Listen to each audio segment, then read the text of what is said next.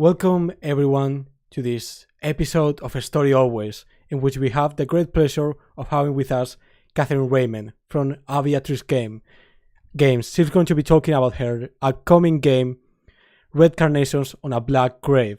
But before we get to that, let me get all of the spam bullshit out of the way and remind all of you to like the video on YouTube if you are seeing us in the future. Share it around. Subscribe on YouTube. Follow us on Twitch.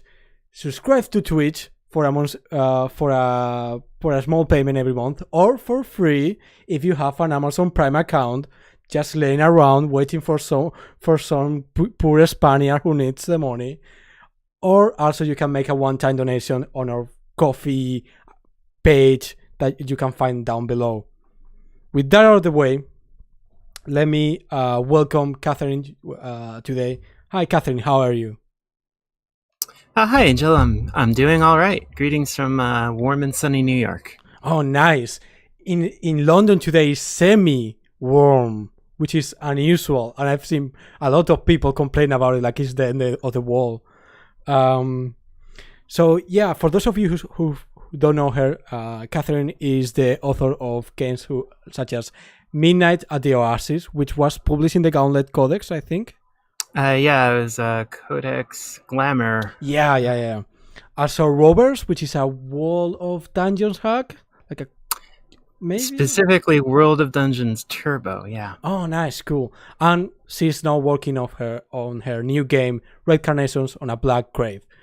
So first of all, could you give us the quick pitch for the game? What is it about? Doomed French proto-communists. Nice. We are getting right into it. That's what I like. I can expand on that a little bit, I guess. That'll be nice. So the Paris Commune was a brief revolution in 1871 in Paris, obviously. It was somewhat unexpected, and it was extremely radical. It was the first really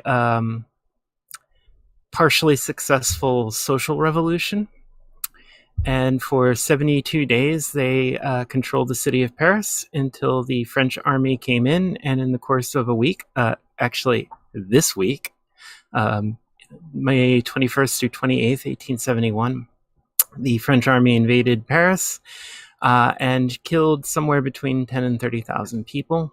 Another 40,000 people were taken to prison camps, and quite a few of them were either exiled or deported to the colonies, or executed summarily or after a court-martial. And so the Commune's very interesting. It's a shooting star of social revolution. It was very well known to its successors. Lenin was a great student of the Paris Commune. And one of my favorite apocryphal stories, because it can't happen, but it should have, is that on the 73rd day after the October Revolution, Lenin did a little jig in the Kremlin because they had actually passed the Paris Commune. It could have happened. I read the stories about Mars getting drunk and like getting kicked out of London pubs. These people, they had fun too. So yeah, I'll choose to believe that it happened. Yeah, I mean, it's one of those that should have happened. Yes. So no, go on. Mm-hmm. Go on, please. Yeah, so Red Carnations on a Black Grave is a game that kind of deals with this historical event, right?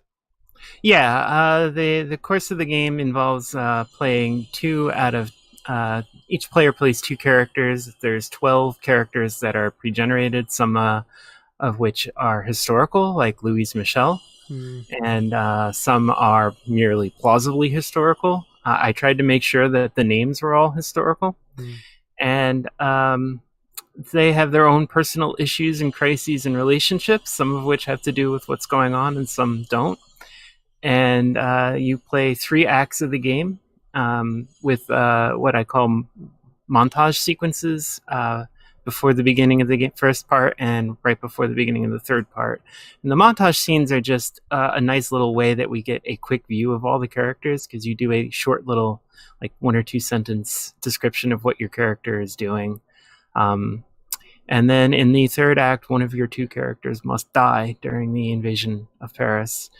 And the surviving character then gets to make a terrible choice between trying to escape, cooperating with the court-martial, or remaining defiant. And no matter what you do, there's still a chance that you will not survive. Though there is one escape card that lets you get off scot-free. And also, who your character was can impact that. So some characters are members of the Communist International, which, for those of you playing at home, on your international scorecard is the first international.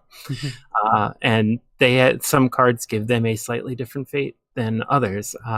Same thing for being a Freemason or being a member of the National Guard, which was the Parisian citizens' militia. Amazing. Yeah, it works out to be a pretty heavy game in practice, but... So, first of all, the Paris Commune itself, I didn't learn much about it when I was in school or anything like that. Like, I've only learned about it after getting involved with all these kind of social movements.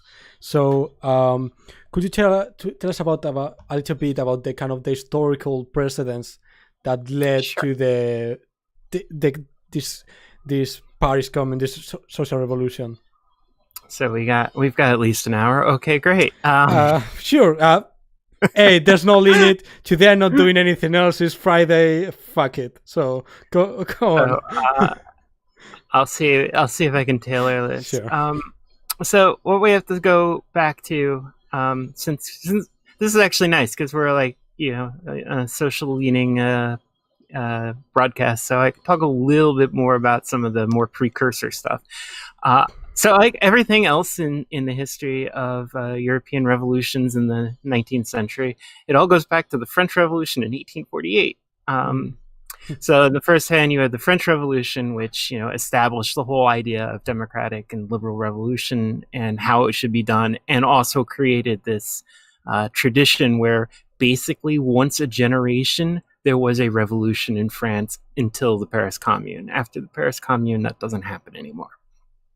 And then the second, of course, is 1848, which was the first really great trembling of more than just like a liberal revolution, like the American Revolution had tried to be, or the French Revolution had begun as, but a genuine sort of, we want to try and change the actual social order kind of revolution.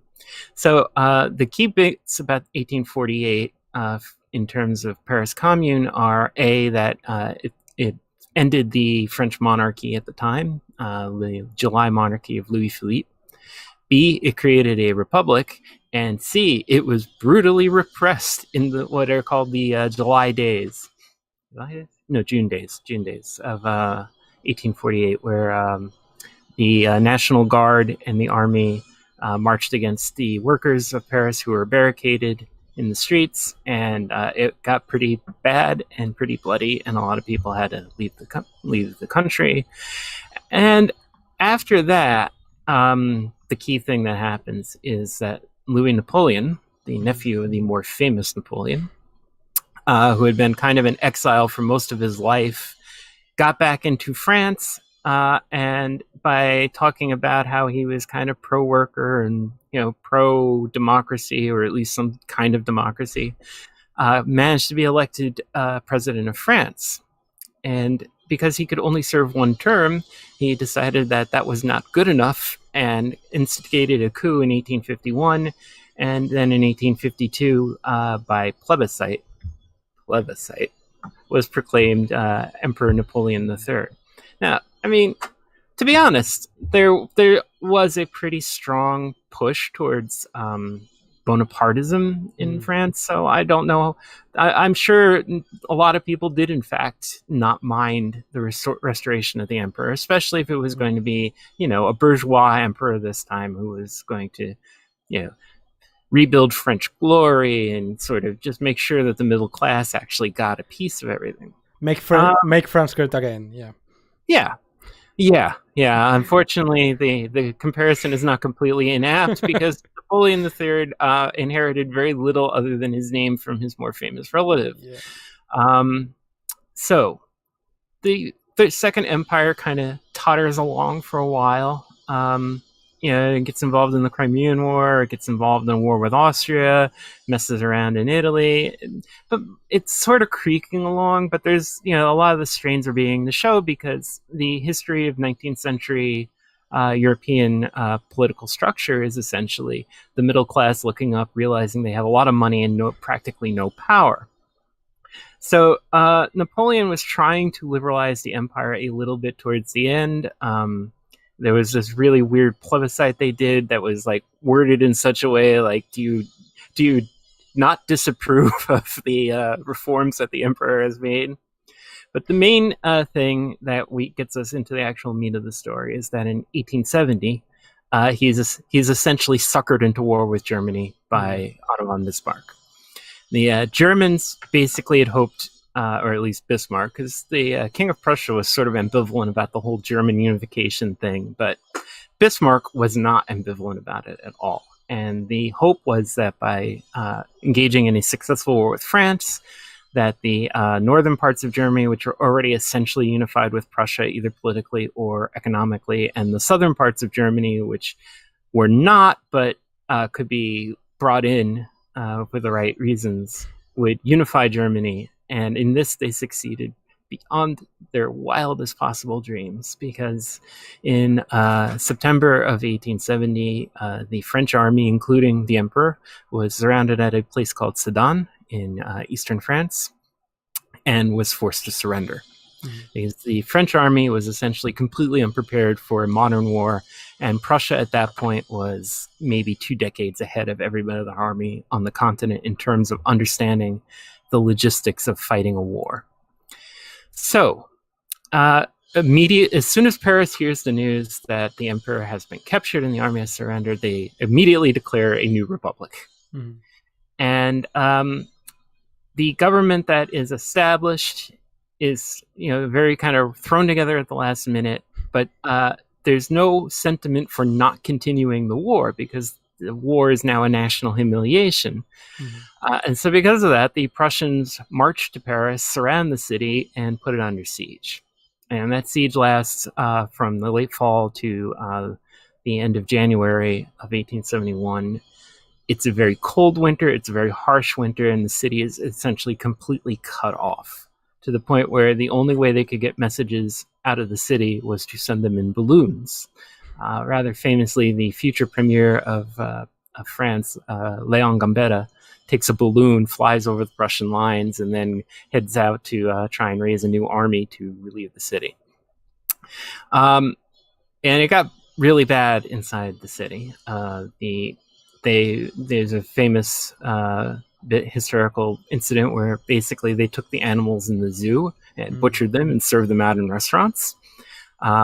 That was if you had money to buy them. If you did not, you were eating rats and cats and dogs.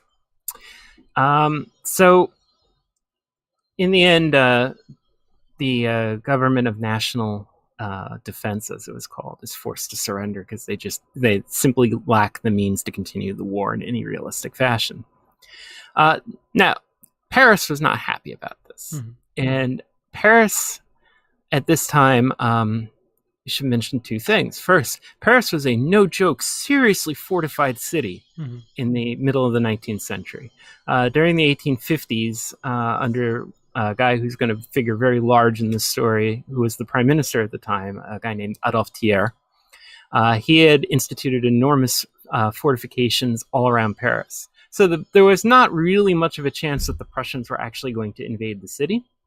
The other factor that's important is that the city was under arms to a large degree because of the National Guard.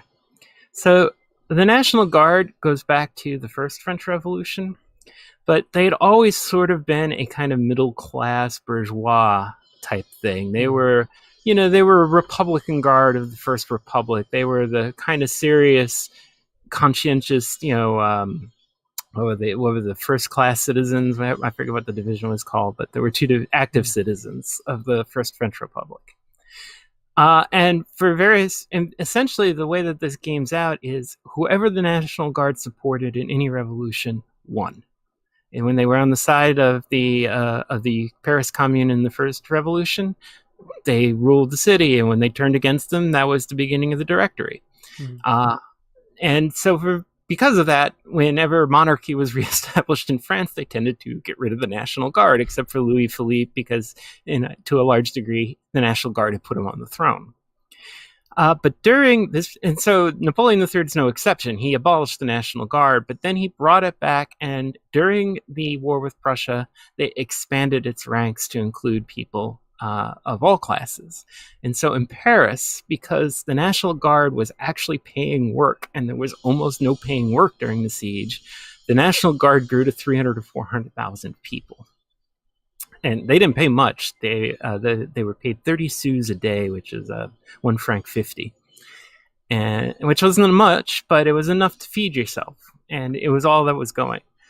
And so Paris was under arms, and the National Guard had felt like they had not been used in any serious way during the siege. There had been a couple of abortive attempts to do a breakout, but it was a combination of both. The National Guard was not ever in this period what you would call a crack military outfit, and they were not well led, and they were not led by generals that thought that they could actually fight. Now, the other thing that comes important about the National Guard is that, like not a lot of 19th century militias, they elected their own officers. And now this sounds crazy, but it was not as silly as it sounds, because the kind of fighting that you did up until like about right this period in history, it was far more important that you had officers who could maintain morale and show courage and just get people to stand in the right place and shoot at people. So electing your own officers worked because you could make sure that you had the right guy to make people want to do that. But remember how I said all these working class guys are now in the National Guard? They elected a bunch of, radical dudes. They elected the educated guys who were among them, and they were all basically pretty radical guys. So the National Guard essentially became this incredibly radicalized, almost republic within a republic. Now, since we can do you the long form story, a curious thing happened. So the national government has sued for peace, but Bismarck, and I think maybe with a little bit of justification, says to them, like, yeah, but who the hell are you guys? I mean, how can you possibly negotiate the surrender? You're not an actual government, right? I mean, nobody put you in charge. You just sort of took over. So I want you guys to have an election so we can make sure that this treaty is all nice and good. So they did, and basically nobody knew about it because they were concerned with things like not starving and not being killed by the Prussians. And the assembly that was elected by this was majority monarchist. Now, this is France in the 19th century, so we're talking about 3.5 strains of monarchism. Is you have your Bourbon originalists, who are the ones that say, oh yeah, you have to be related to Louis XVI. You have your Orleanists who said, hey, Louis Philippe was king, so the next king should come from our side of the family. And then you have the Bonapartists. Fun story, I believe it was Bonaparte's Louis Napoleon's kid actually serves in the British Army and dies during the Zulu War. Yeah, it's just like a little weird aside of history I found out the other day. So now you've got this situation where Parisians are looking up and they're saying that, essentially the assembly is monarchist, and they're anticipating that there's going to be some attempt to restore the king. And, spoiler alert, they do try a couple times in the middle 1870s, and it's mostly because the Bourbon candidate refused to keep the tricolor flag, and that was unacceptable to a large. The tricolor flag is like a big deal, man. It's like it's a big deal in the history of France. Louis Philippe supported the tricolor flag. That was one of the reasons he was popular. So there's that. There's the fact that the Prussians were allowed to march down the Champs-Élysées and under the Arc de Triomphe. There is the fact that they felt betrayed by the whole peace process. There's the fact that the treaty calls for the surrender of Alsace and Lorraine, a couple provinces in the eastern part of France, to Germany. There's the fact that the German emperor was crowned in the Hall of Mirrors at Versailles, which is somewhat humiliating for French national pride. So all these things are happening, and there are a couple of insurrections in Paris in October, and then in January, and then again, I think there's a smaller one in February. And all this leads up to March 18th, 1871, which is where our story proper begins. I'm sorry there was so much prelude, but here we are. Now, so the National Guard was not part of the army. They were a militia. They were out of the army chain of command, and because of that, they were the ugly stepchild of the French military, and they were not well provided for at all. Like the French army had the brand new chassepot rifles, which are actually very good. They were better than the Prussian rifles. And the National Guard tended to have muzzle loading rifles because that's just how this works. So because of that, the National Guard had bought their own artillery by passing around a subscription to the neighborhoods of Paris that the individual units came from. So the guns of the National Guard were owned by the people of Paris as far as the people of Paris were concerned. With the armistice required that the army disarm itself, but the National Guard didn't because A, they're not in the army, and B, these are our guns. We literally bought them ourselves. But you can so the head of the government was the guy I mentioned before, Adolphe Thiers. He's one of those guys that goes from left to right kind of by standing still. He had been instrumental in bringing Louis Philippe to power. He had been sort of a soft Republican in his early days. Now he was sort of a soft monarchist. And he had become increasingly worried, and I guess with reason, that Paris was in an ugly insurrectionary mood. So like the National Assembly had left Paris and gone to Versailles because he could not guarantee their safety. At least that's what he said. I mean, with Thiers, you have to consider everything as a potential provocation and game, but he may have been right. But in any case, they were in Paris, and he decided that the guns of the National Guard were an intolerable threat to the security of the government. I mean, okay, I guess that's fair, but...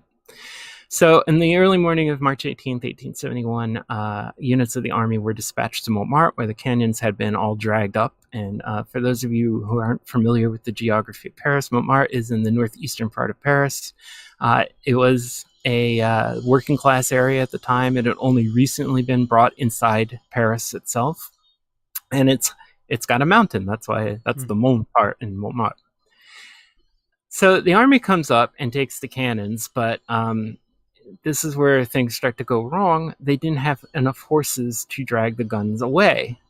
And so while they're waiting around for the horses, crowds begin to gather, mostly women of Montmartre who are out early to do the washing and buy the bread.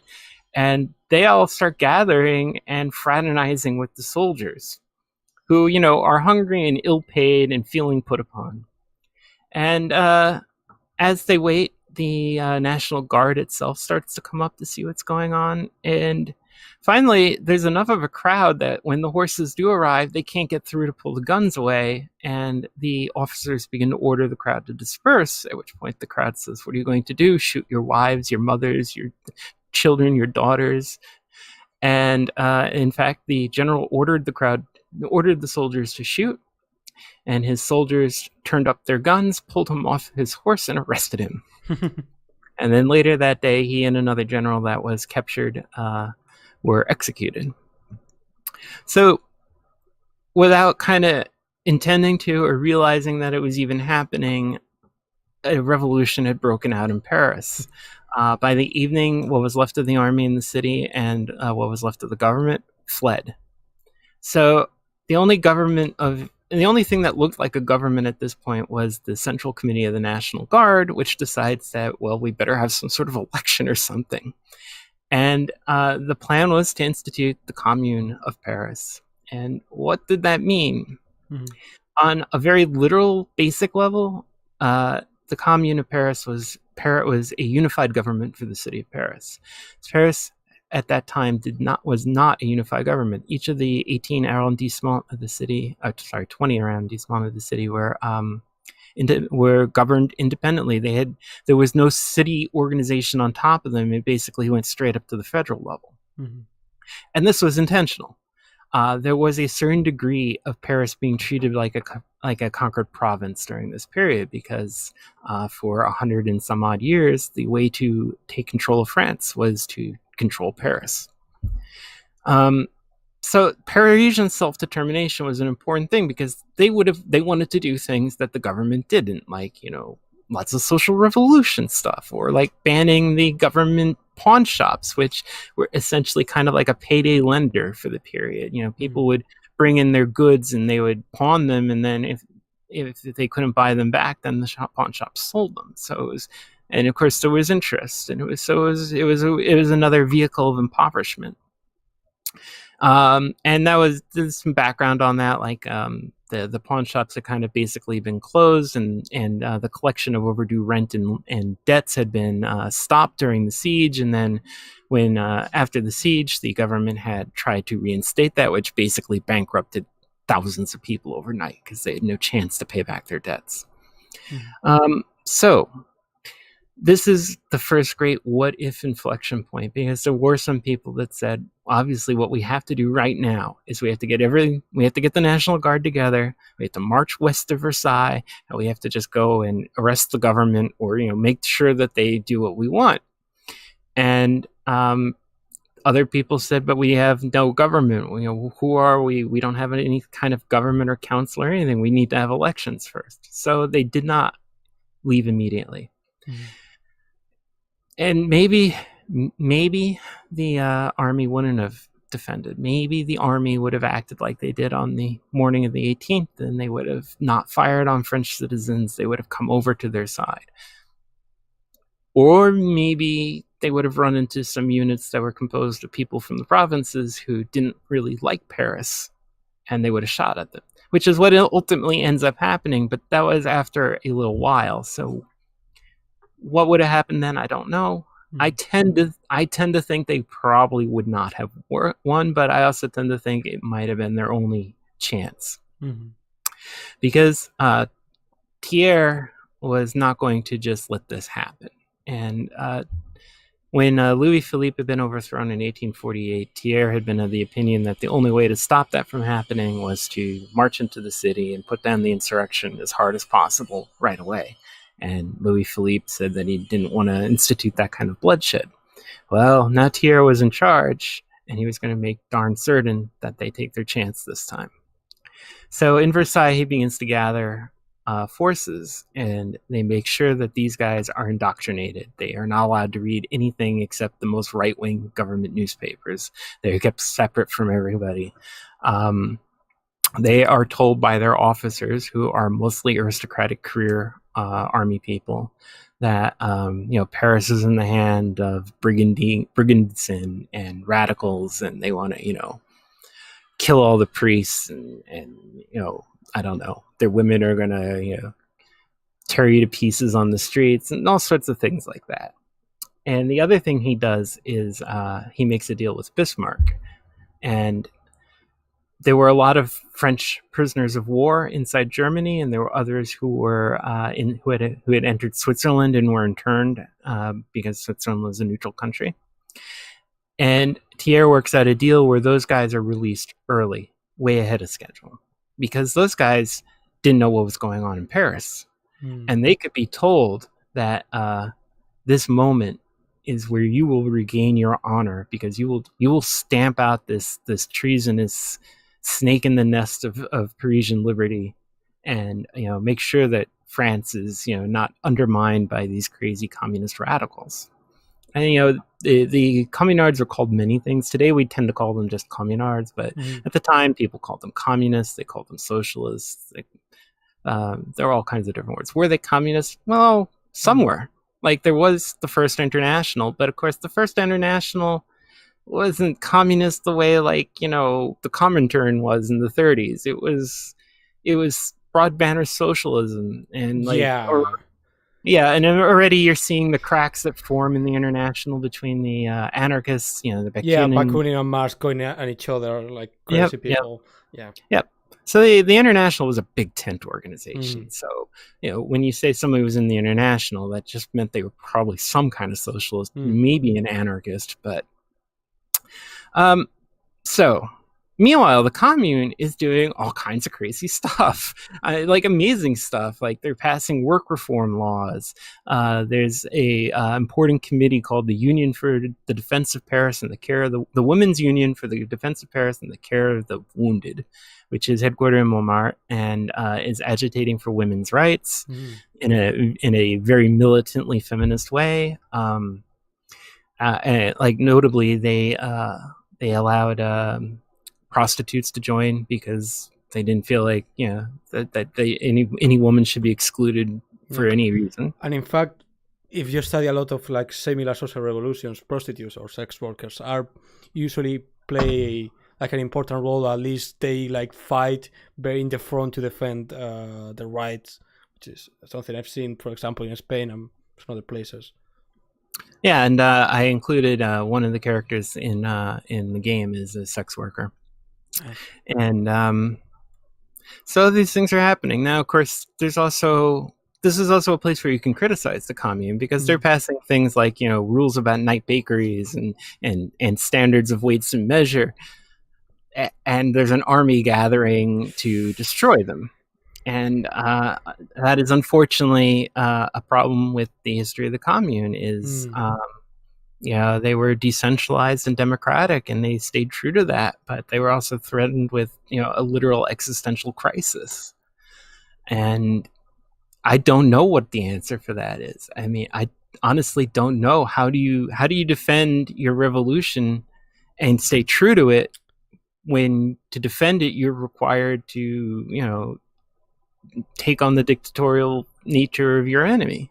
Yeah, and that's something that comes up a lot in every social revolution. Like, you can either go the full, authoritarian path of the kind of the Soviets, the Russian, or you can try to like do it the anarchist way. But even the anarchists in Spain had to like make deals with the Republic and the Popular Front. It's never easy, and it's really, really hard. Hey, now I'm a big supporter of Popular Fronts. I'm all for Popular Fronts. Popular Front is why there was a second Spanish Republic. But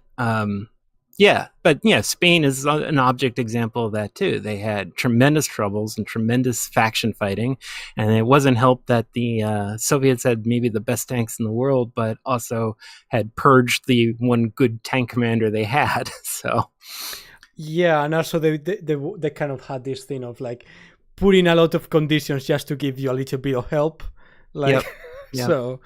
Yeah, but that's that. We are kind of running ahead of time.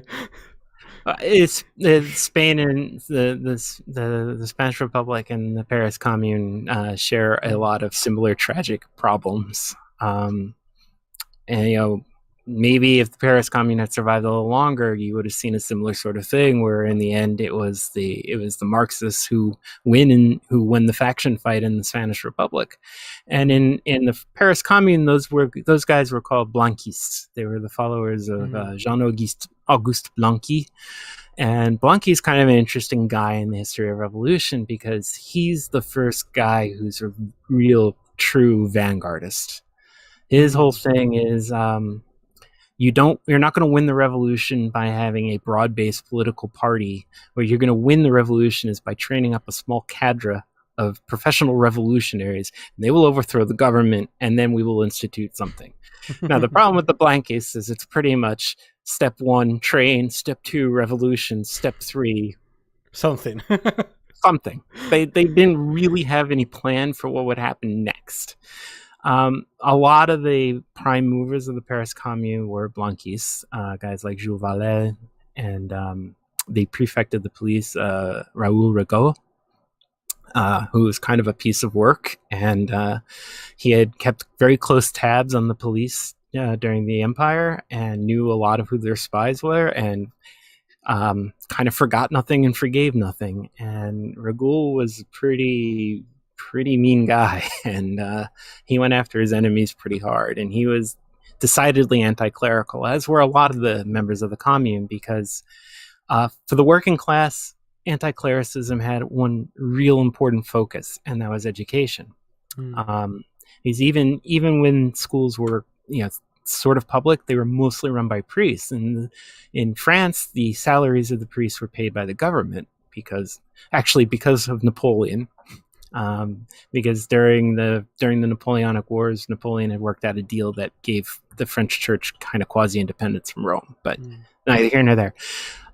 And the education that you got in these schools was not great. I mean, for boys, it was like you'd learn how to read and maybe do a little math and some basic, maybe history, but mostly catechism. And for girls, it was even worse. And so for a lot of people interested in social change, this was a huge locus. And one of the things the Paris Commune did was to disestablish the church and seize all their assets. Yeah.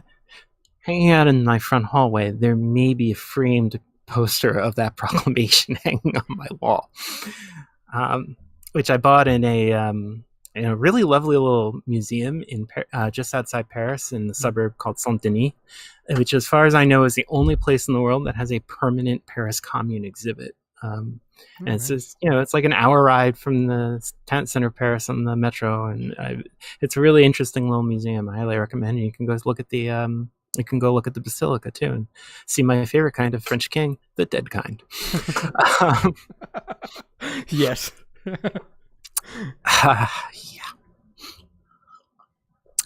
So in the commune, you had factions. You had the Blanquistes, you had the Jacobins, who had that terrifying name from the first revolution, but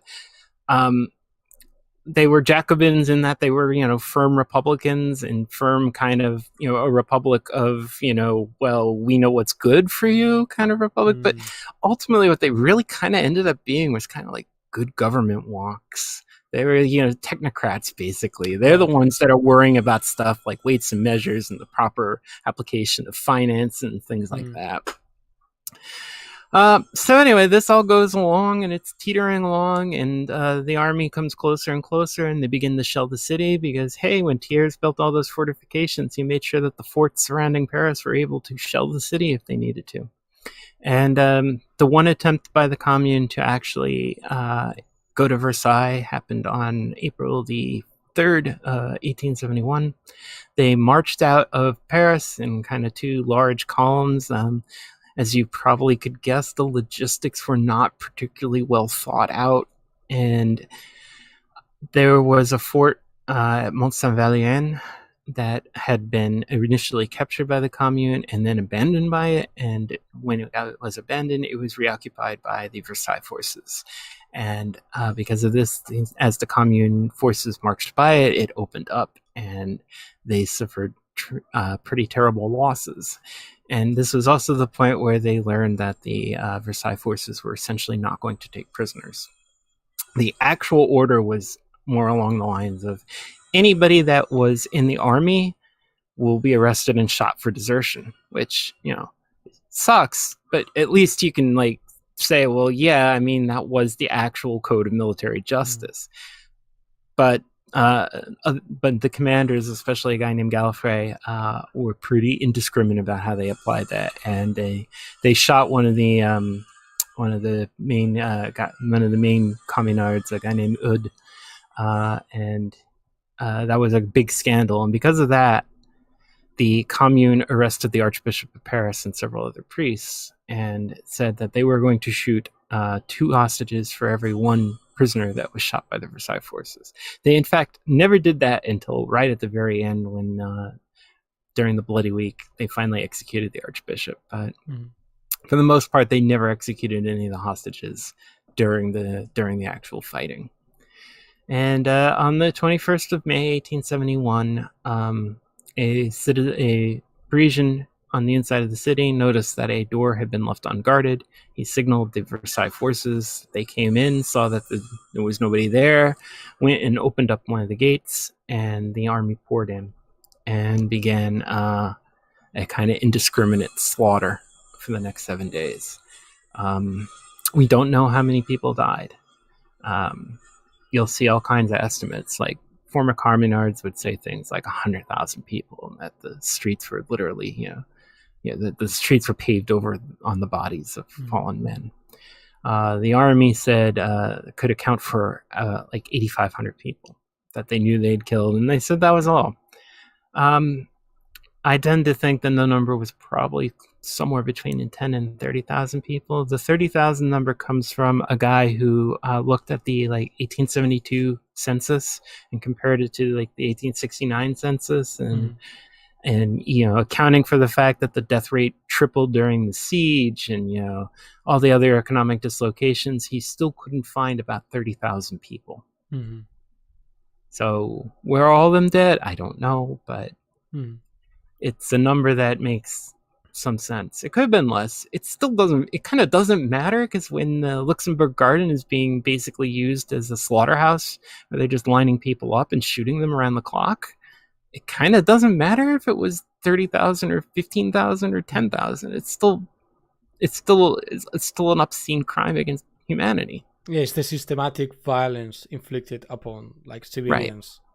Right. And it was also a demonstration of how the remodeling of Paris under the Empire, under Baron Haussmann, had another purpose. I mean, yes, I love Paris. It's my other favorite city in the world, and the boulevards and the reconstruction is all beautiful. But the boulevards were also designed to facilitate the movement of troops and to be hard to barricade.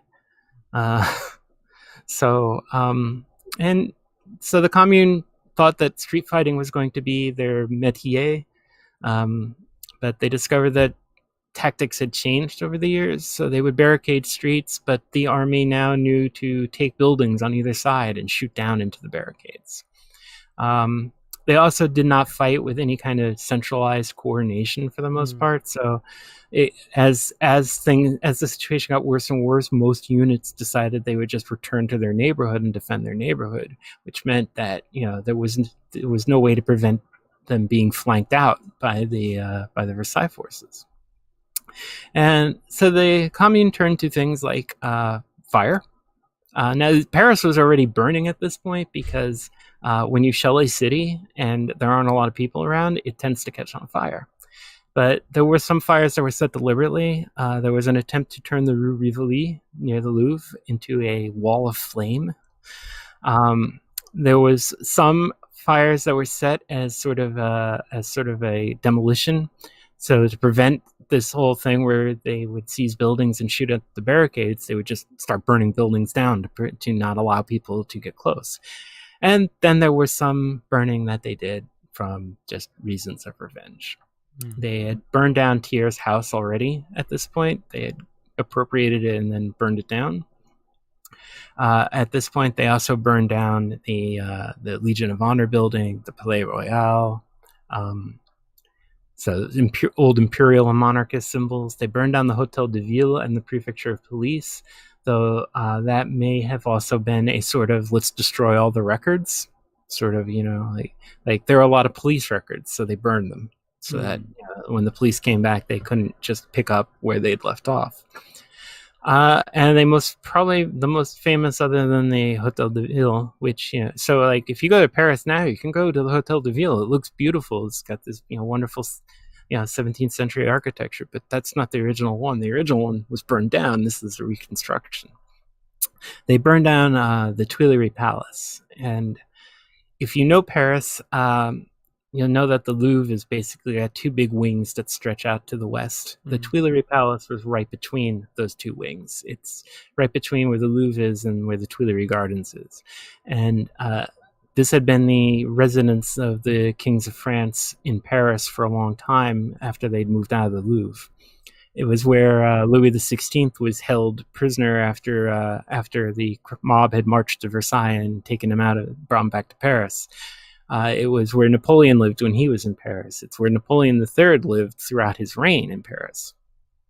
And so they burned that down, and that was never rebuilt. I understand that there's actually a movement now to try and restore it. part of me is like, wow, that would be kind of cool because like I didn't even know it existed until I started reading about this. But on the other hand, it's like, yeah, but it was burned down for a reason. Just a quick interjection. Someone asked a really good question, that if you could recommend a book to learn a little bit about the story of the Commune of Paris. The one in English. The one in English I read is a book called Massacre. That's a good place to start. I forget who wrote that. I can find that out for you. It was a guy from Yale. Here it is. But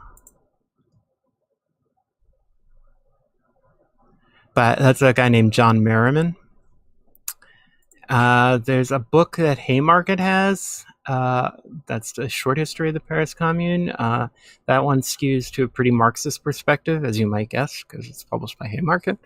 That one's also good. That's another good book. If you want to watch a pretty good artistic movie about the Commune, you can't go any worse than Peter Watkins' film La Commune, 1871. Which is probably not only the best movie about the Paris Commune, it is also the best 5.5 hour long movie in French about the Paris Commune. Is there many of those? No, I guess there's probably not.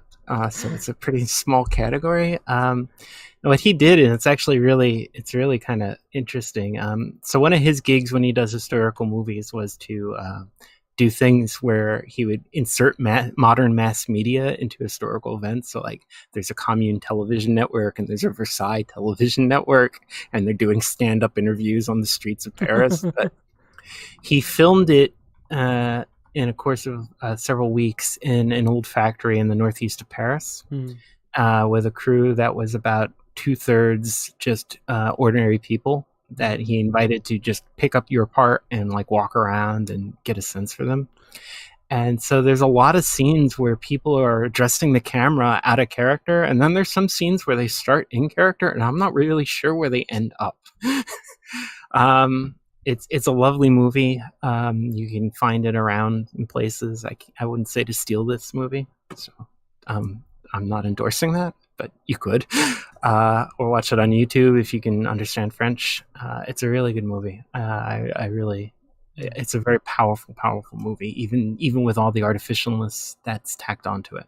Amazing. And something that I always try to kind of gather about these social revolutions is, and I think it's really, really hard to kind of picture, is how was the atmosphere during the Paris Commune? How was like the spirit of the people? How was the kind of the things that were going on? How was the general feeling? Well, hey, that's like an actual game design thing that I did. Nice. So each section of the game has a short mood, and it starts with like festive and joyful, and then in the second act it moves on to paranoid and falsely confident, and then in the third act it's morbid and violent. And that's more or less what happened. There was a lot of jubilation early on that, hey, wow, we got a revolution. And but then as the situation clearly became worse and worse, and the city was cut off and there was no help coming, and the idea that there would be some sort of popular revolt in the army to save them was clearly not coming true. The mood got pretty dark and desperate, and so I can certainly see that a lot of the things like setting buildings on fire, that just came out of a feeling of despair at what was happening. So like in the game itself, there are cards that you can use if you want to base your scene around, and the game is completely freeform. It's in the grand tradition of Montsegur and Which the Road to Lindisfarne. But there's little cards that I mostly took from actual posters of the Paris Commune, because the city was literally plastered with posters from the government. and those give you little historical tidbits, I hope. And there's some short readings that you do in each section so that every player gets to read a couple times, but they're very short. I tried to make it painless as possible, but it's just enough to play your character honestly. That's something I wanted to ask you. Kind of, how have you managed to find the equilibrium between teaching players enough to be able to play the game, and not put it too much, like not give them homework? So I don't know what the entire historical apparatus is going to look like in the final text. That's going to be a function of the funding levels, I think. But as it stands now, there is there's just short readings, about 100 words each, and a little more background information here and there. And we'll include some art, so you'll have like a sense of like what a National Guard uniform looked like. For the Americans living at home, they looked like Union Army uniforms in the Civil War. There's a reason for that, which is that the Union Army uniforms were based on French uniforms. But then to like the color, because they both used blue. Like the main difference between the Army and the National Guard was the Army had the famous red trousers of the French Army. That's another story. That's World War I, where they wouldn't get rid of the red pants until they had been machine gunned enough times by the Germans to decide that was a bad idea.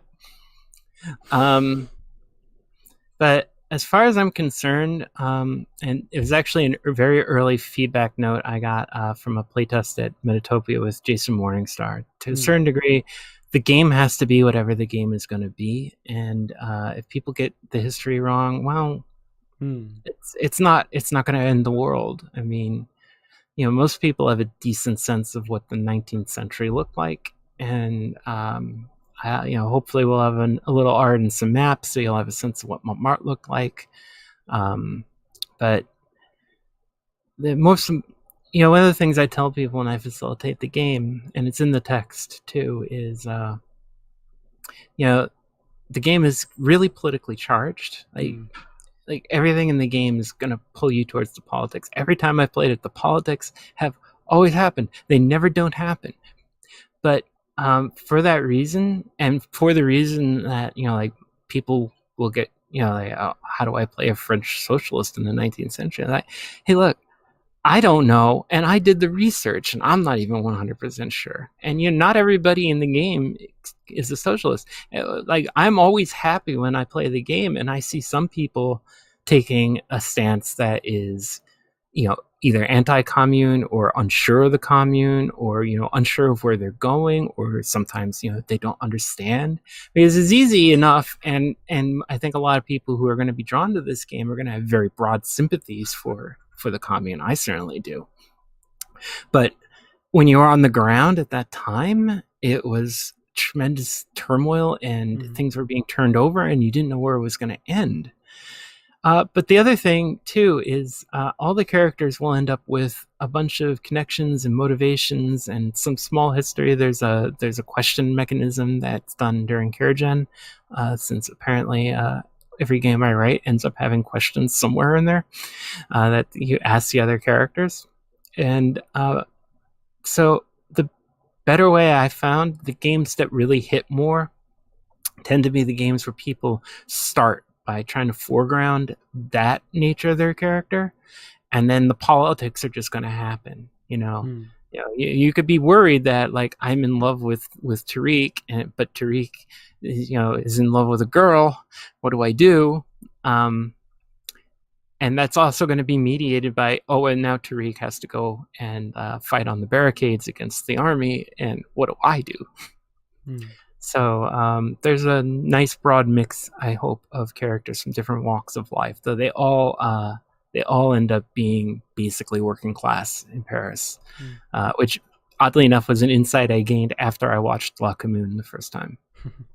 Was that kind of what you wanted to capture with the game from the historical setting, that intersection between the personal and the political? Well, I mean, as people who are living through interesting times, like, that's kind of where it ends up being, right? you're very worried about the political, but often you're very worried for practical reasons. Like, a lot of my concerns about my current political situation are heavily mediated by being queer and being a woman, and that's kind of in a scary place. And I think the idea of just like you're fighting just for political principle is important, but like it's always going to be mediated by that, and the characters in the game might want to be gung-ho, but then like if Lodoiska gets killed, who's going to take care of Camille and Amanda? And so that's, I guess, my goal is, by creating this space for kind of personal story game space, it's a way that you can connect with the politics even if you don't know that much going in about them. And pretty much 90% of the people, at least, who have played the game, have never even heard of the Paris Commune when I set it out. And then they learn a lot during the game, I hope, and walk away knowing something about a kind of neglected piece of history. Not only neglected, just in many cases like purposely like hidden away in many cases. Yeah, the history of what happened after the Commune was really interesting and complicated. A lot of the Communards were sent to a place called New Caledonia, which is a tropical island near Australia, and it was kind of a hell colony. And they were there for about 10 years until there was a general amnesty. And then a lot came home, and some went back into politics. Some never went back to France. Louise Michel, who's a great woman, I highly recommend people learn about Louise Michel. She's really an interesting person. She basically spent the rest of her life being a profound pain in the ass to every government.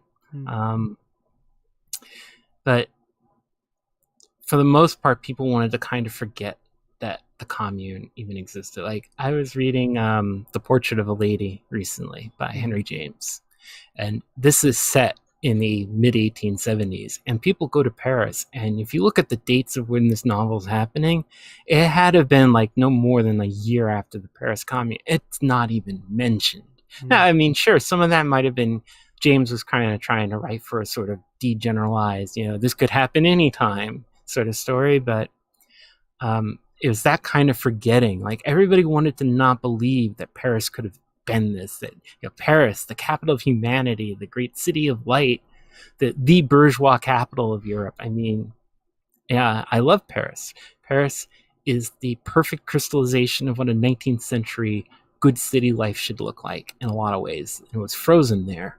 And it's still a living, vibrant city because it's the capital of the Francophone world, in a certain way of looking at it.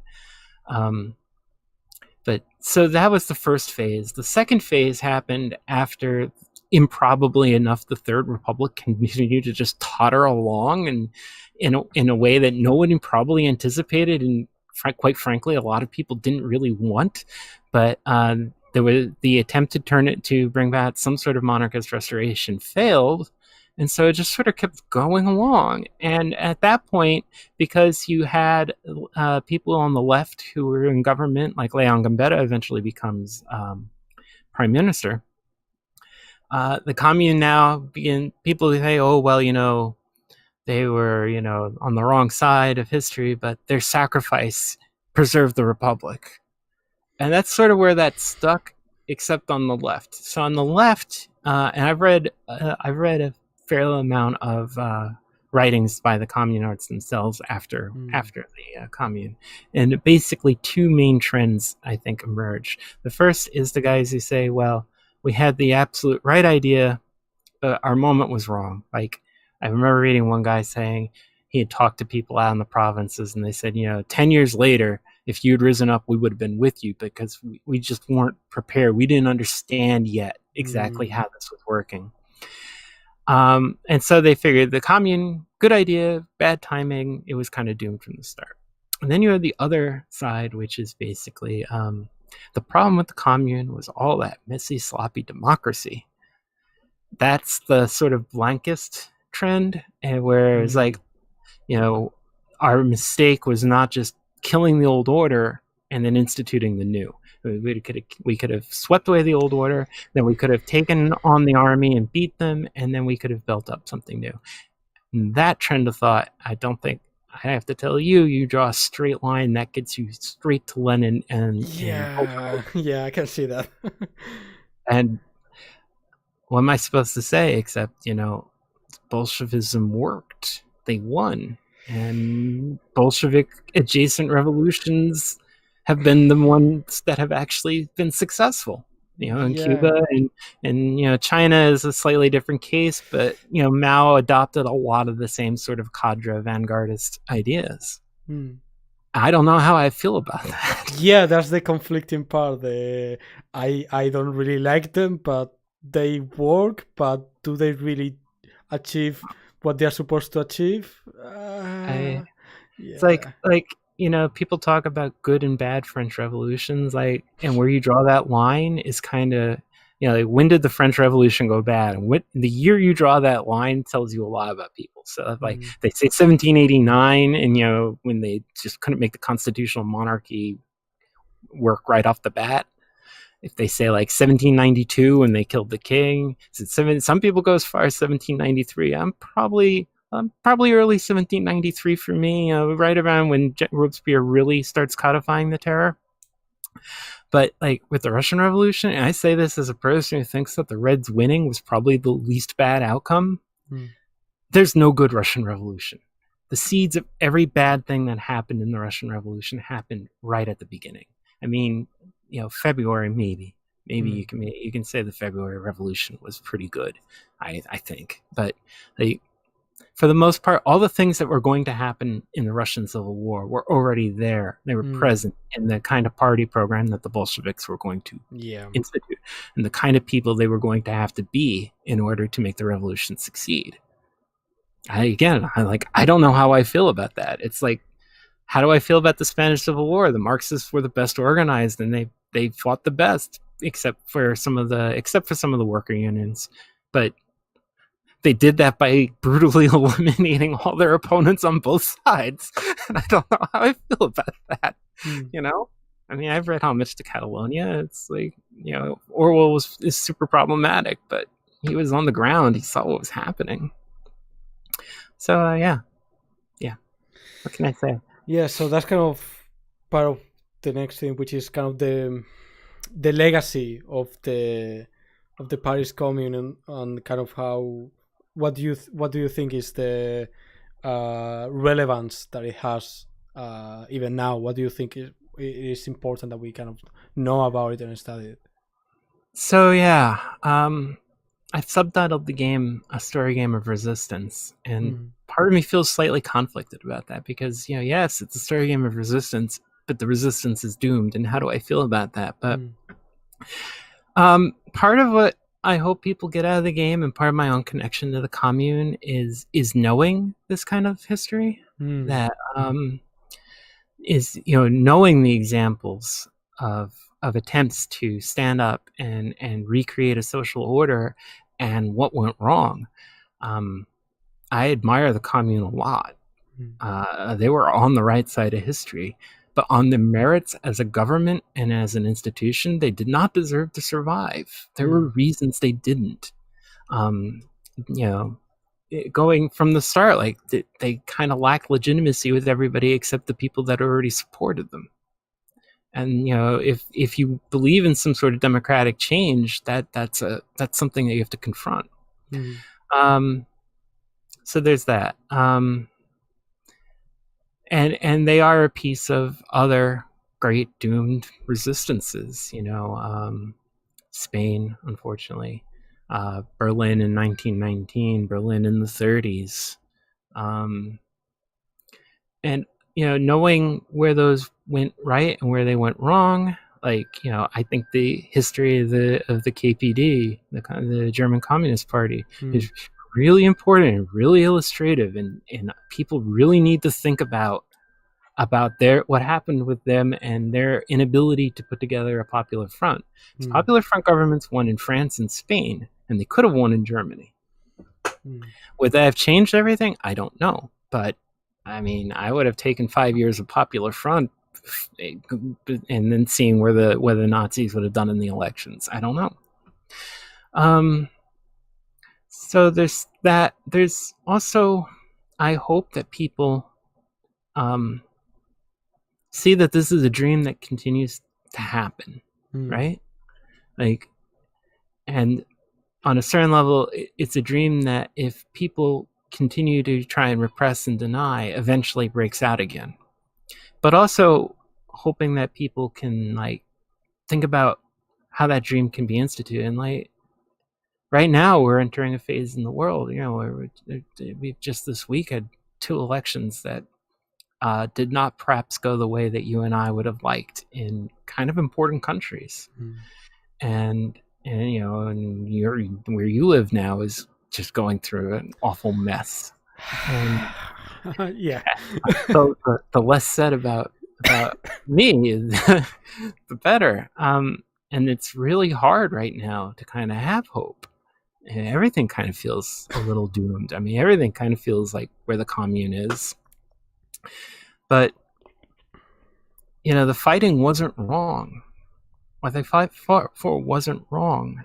And the legacy of those kinds of doomed resistances is important. I mean, it's important to remember, like, you had William Akers on the show, and, one of the things he writes about in Comrades is, like, I'd like to remind people of the days when leftists fought. Yeah. And, the Communards fought, and some of them fought to the last bullet, and then, and beyond. And, what would make you, what would give you that kind of dedication to fight in the face of overwhelming odds?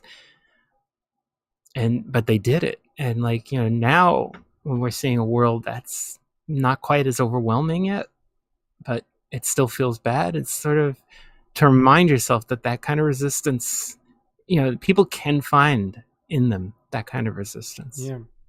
And I think there's a reason a lot of things kind of revolutionary or progressive nature get whitewashed after a few years, but there's some that don't, and you can really see where things are too dangerous to really talk about. Like a lot of all kinds of people will praise Martin Luther King, but not many will talk about when he was talking against capitalism and that kind of stuff. A lot of people in Spain will talk about the Republic, but they don't mention at all about the kind of the social revolution that happened in the middle of the war and all the different things. And I don't know, the anarchists, they were just killing nuns in the background, and we don't really need to talk about them. And in France, they have this whole thing about revolution and revolts and going on a strike every other week, but they don't talk about the Paris Commune as much. No.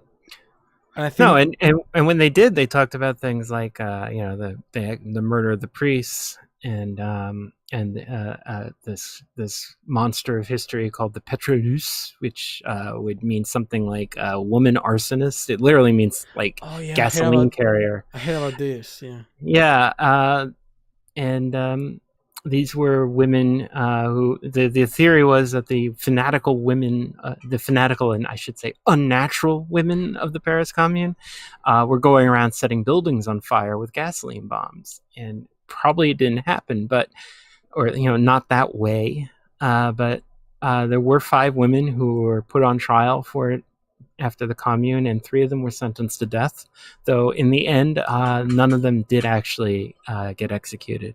And one of those is actually a character in the game, a woman named Josephine Marché. Oh, nice. Yeah. Oh, something I wanted to ask you, why did you decide to use, in some cases, historical characters for the protagonist?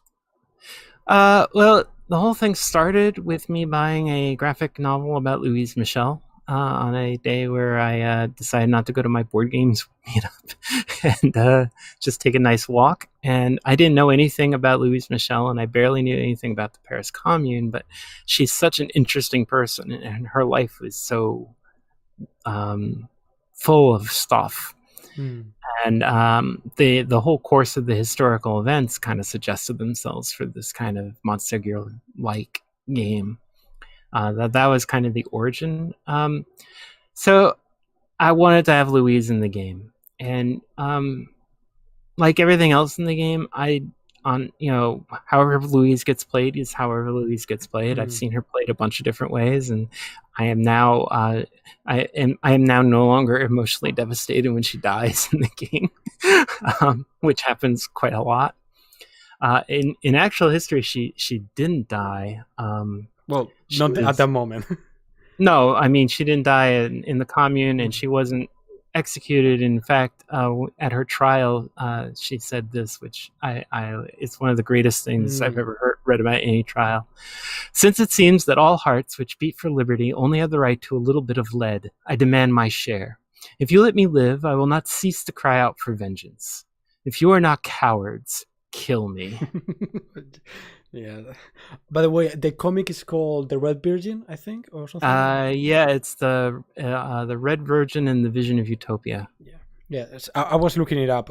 I was thinking about buying it, but then I looked at my money and it was on fire. And yeah, I bought it at a used bookstore. So yeah, maybe next month. But yeah. So also, how has it been the process of kind of making a game based on an historical, like something that happened in history? Has it been difficult? Is it complicated to kind of to do that, and different from like just making something on your own? Yeah, I'm fortunate in that historical reading and historical gaming has always been kind of interesting to me. Like a lot of the home games I run are Cthulhu games, but for me, they're the far more interesting thing is that I've been playing them in different decades of the 20th century, because that's actually the more interesting thing to me than the rest of the apparatus of the mythos. So getting into this was in some ways easily seductive enough for me to jump in here, and then I still have a bunch of bookmarks from all the Google book searches I did, where I had to use my barely B1 level French to try and read the original records and go through and accumulate as much as I could. So all of that was kind of right around the area I like to be, and I like doing a lot of historical kind of gaming. It's an interesting way. Like I play a lot of Good Society when I get a chance to play. I did a series using Tolstoy instead of Austen as the basis for the game, which nice. Worked out. Yeah, it worked out really well. War and Peace is a really good match for the mechanics. Nice. So that much. A lot of it was, like, how do I edit it down? Like, today I talked about 40 minutes on the history, and that's the kind of stuff that doesn't come into the game. Like, a lot of it had to be stripped out. Like, I find it difficult to talk about the Paris Commune and not talk about 1848, but in order to get people ready to play in like 10 minutes, we just can't talk too much about that. One of the characters in the game is a former political prisoner who was arrested in 1848, and that's more or less all you need to really know. And how you want to play Leonard is up to you after that point. I've seen him played all different ways, from fanatic, this time we'll do it right, to actually I wasn't a war hero kind of guy. So yeah. I don't know if that explained it, but I hope it did. Yeah. And what do you think? Do you think RPGs have kind of some is there some kind of benefit to try to learn about history or to experience history through RPGs? Do you think there's something special about it? I think the magic of an RPG is the ability to identify with a character, and also a lot of people who tend to get drawn into the hobby tend to also be the kind of people that find it very easy to geek out about things. So if they get interested in a historical period to play a game, they might I'm pretty sure that almost all the research I do now is just stuff I learned for games at this point. But I think there's a lot of potential. There's a lot of potential to bring out stories that we don't know a lot about. Like, one of the things that's nice about Carnations is we get a view of working class people in this period. There's no leaders. There's no generals in the game.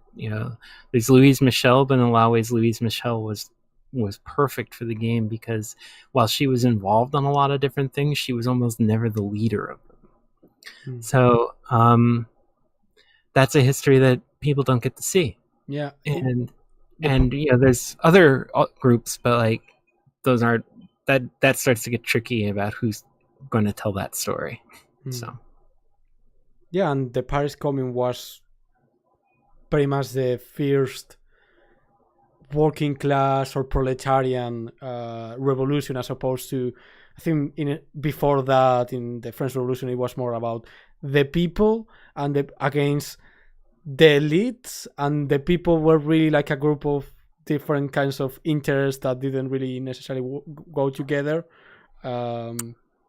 Yeah, I think Mike Duncan, when he in his series he did on 1848, described 1848 as the last time that you had the liberal and the social revolutions aligned. And then where liberal meaning sort of like political reform kind of revolution, and social revolution being actual social change. And I think that's kind of on the nose, because the liberal sides of French politics tended to align with the government and not the commune. In ways that are disappointing, perhaps, when you learn exactly about who was on whose side. So, yeah, that's a lesson that you can also learn from history. That it's pretty quickly that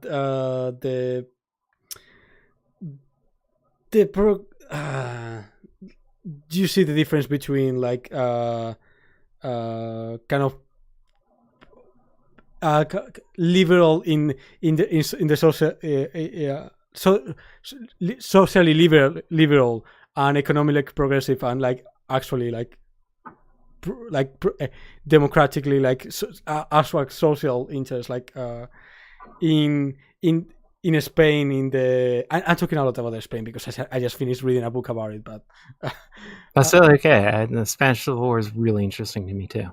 Yeah, the before the kind of the Civil War broke out, the people who were like most repressing the different movement, the CNT and all that, were like the socialists, the kind of the left, sometimes the left, sometimes the right in the government. But it wasn't just like you could see who, like, the actual interest of the people who were saying like, okay, yeah, we like to say things that are progressive, but when you start talking about taking the land and all that we cannot take. Right. Yeah, and in some ways it's a little. In some ways, I feel like because in a country that had a more functional social political system, I would be some sort of left side social democrat. In some ways, that allowed me to approach the game with a little bit more open eyed. I think not that you couldn't do that if you were more radical in your politics, but I felt less of an ideological need to not look at some of the things in the commune. And like, one of the things about the National Guard during the commune period was it became a true citizens militia, in that every man 18 to 40 years old was officially enrolled in the National Guard, whether they wanted to be or not. And as the situation deteriorated, they started to try and get more people, because people were just not showing up for their National Guard work. And they would arrest people. They would grab people out of their houses. So before the Bloody Week, people would hide and try not to wear a National Guard uniform, because they would get grabbed by the guard and thrown, straight at, and they would be sent straight to the front. And then during the Bloody Week, if you were wearing any kind of a National Guard uniform, that was basically an invitation to get shot. They were doing the classic stuff like, let's see your hands. Do you have any black powder burns on your hands? If you do, you're gonna get shot.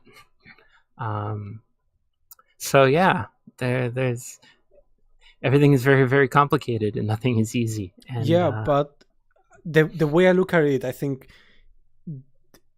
just because things weren't like simple and clear and not everyone was like perfect, that's not a disapproval of anything of what they believe. I think it's the opposite, that in such difficult circumstances, with so many people who didn't really know what they were doing, with so many different interests, with so many crazy things going around, the fact that these people were able to do some of the things they did, that they were kind of able to glimpse into this dream, into this future, is fucking like, it's an inspiration on its own. If everyone was like perfect and the perfect socialist hero, we will not be able to relate to that. Like that's impossible to relate to. But the fact that they were so imperfect and that they make so many mistakes and yet they achieve like some really amazing stuff, it means that it's not impossible. Yeah, I mean, like Louise Michel relates that during the period of the Commune, there was also a revolt in Algeria. And it was the last great revolt against French rule until you get to the Wars of Independence. And so a lot of the leaders of the Algerian revolt were rounded up and shipped out to New Caledonia as well. And, most of these guys were mountain or, desert tribesmen. And when they arrived, a lot of the Communards didn't want to associate with them.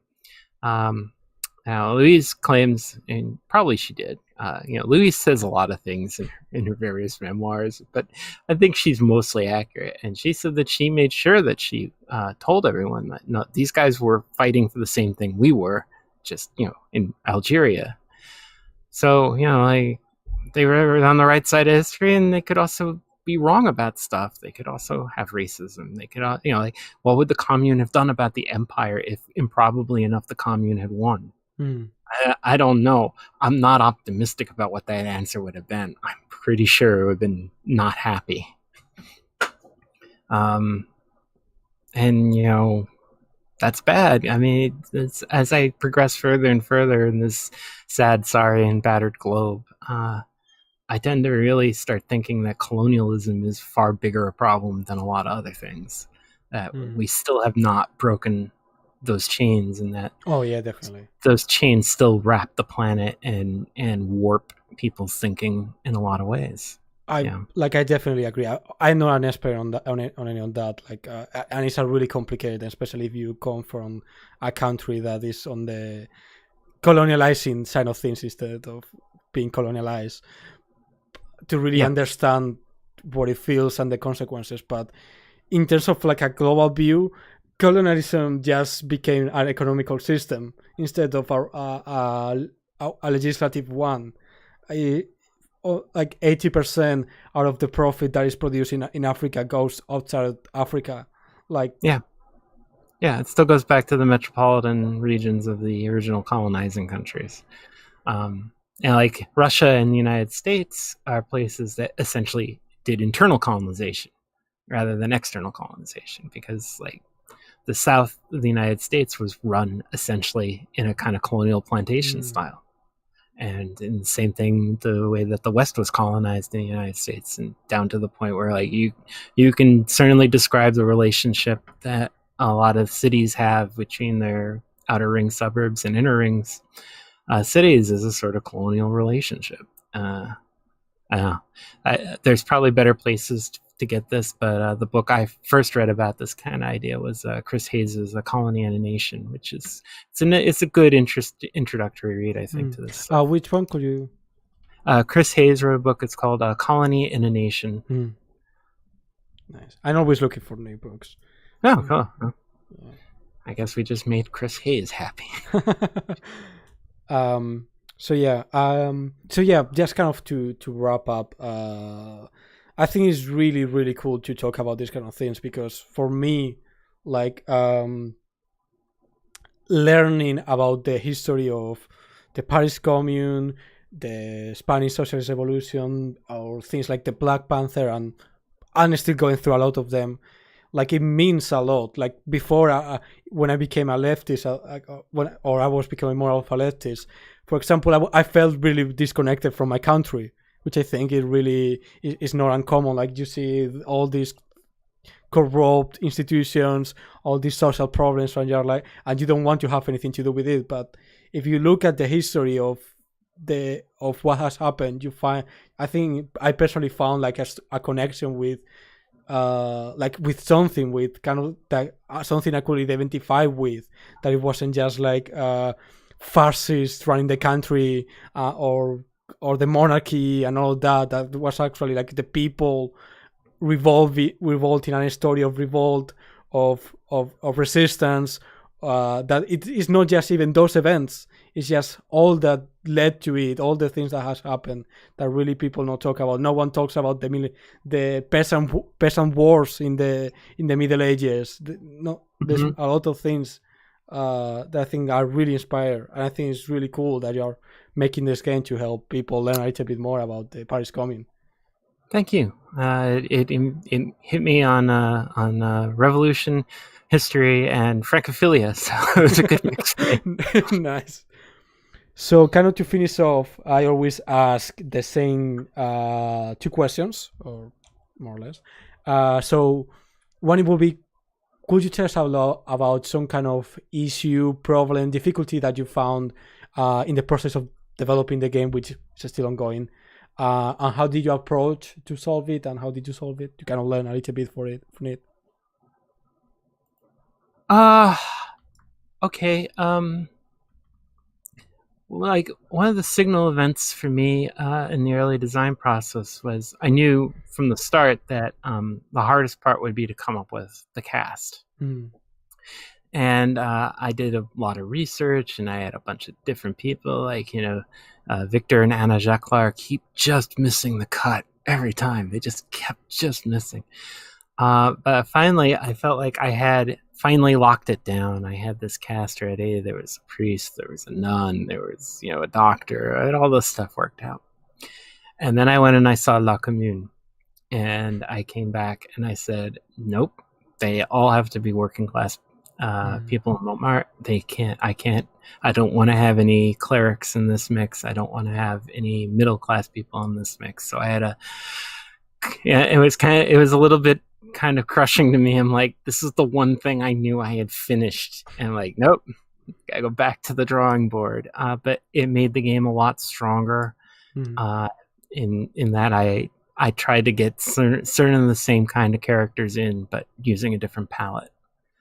So that was kind of a real important part. That's when the game really, I think, became my game. Cool. And could you tell us a short story from playing the game, so we get like a small idea of how it looks like something interesting, funny, whatever comes to mind? So maybe the best game I had played was at DexCon last year, in July last year, and the rule is that your characters can't die before the third week, the third part, except in the second part, one character can die. And so the person who was playing Louise Michel chose to have her just die randomly. They were working on a barricade, a shell just overshot, landed on her, and that was it. And it ended up being this amazing moment in the game because it came right at the end of the second part. And everybody's montage in between the second and the third part was like how they dealt with her funeral and the loss of this person they looked up to as a leader. And it's pushed the game into this spinning tragic arc that was really, really beautiful. There was a lot of other things going on in that game, like this really remarkable menage a trois between several characters, and Really one of the most tragic games I've played in the denouement. But that little decision to take advantage of that rule just was one of them. It's a moment I continue to remember because that game ended up becoming so powerful. Great. So thanks a lot for coming to the channel. Oh, it's my pleasure. It was lovely talking with you. Likewise. And for everyone who is watching, I will leave, and I've left the links to kind of the social media and the website for Catherine, so you can like follow the development of the game. And I encourage all of you to check it out. And you can also check out her previous games. There's a couple of those available that are also really cool. And on my side, I'll remind you all once more to please, if you're seeing this on YouTube, give it a like, share the video around, subscribe to YouTube, follow us on Twitch, and if you really want to support this, the content that we are doing, you can subscribe on Twitch for a mensuality, or if you have an Amazon Prime and you're not using it, you can do it for free, or you can make a small donation on our Ko-fi page. With all that being said, thanks a lot, everyone, for being here. I hope you enjoy it. And thanks again to Catherine for being here as well. And with that said, I think we're going to finish it for today. Thanks, everyone. See you soon. Au revoir.